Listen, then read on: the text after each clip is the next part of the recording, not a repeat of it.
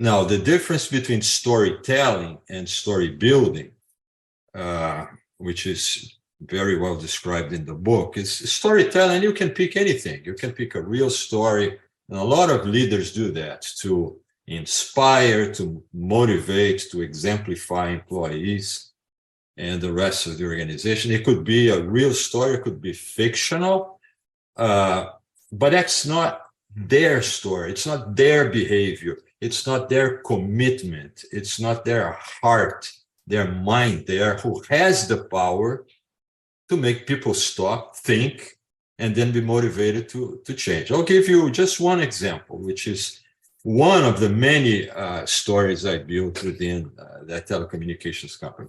It was very hierarchical, very command and control, so hierarchical to the point that my predecessor would not allow anybody to get into the elevator when he was in.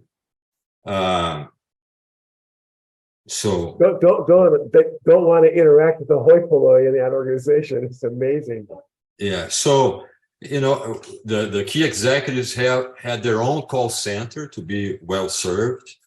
So one day, to demonstrate what we really needed to do to become a customer-oriented company, I, quit that department. It was dismantled. I said, now, if you want to get help, if you have a an internet problem in your house, you call the call center, where our customers, we had 15 million customers, where they called to get help. And then one day, it became my turn. I had to stay for over 2 hours in the call center to get help, and I couldn't. My problem wasn't solved.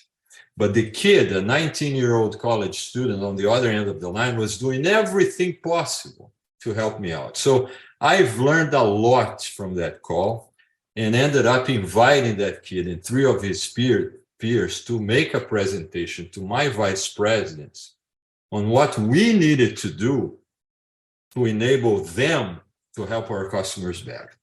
So a week later, those 4 kids were there literally teaching our VPs what they needed to do. This was a revolution inside the company.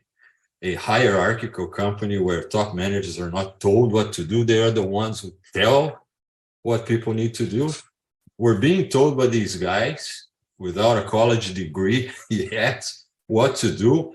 And I went one step further. I looked at them and said, how many of these 14 problems that were presented today were you aware of? Less than half. And I said, okay, the sales of this product are suspended for now until you fix at least 10 of the 14 problems. You come up with a plan next week, and I'm not going to be the one evaluating and approving your plan. These 4 kids are going to. So now you had the kids in command because they had the knowledge, and that's the type of hierarchy we wanted. And, making a long story short, this story traveled super fast.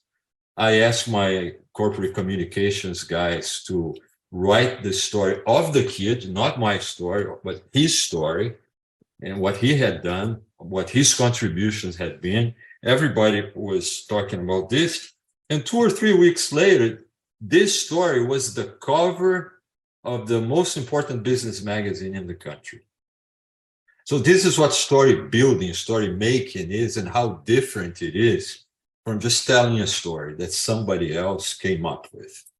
And those are the stories that have the power to change cultures.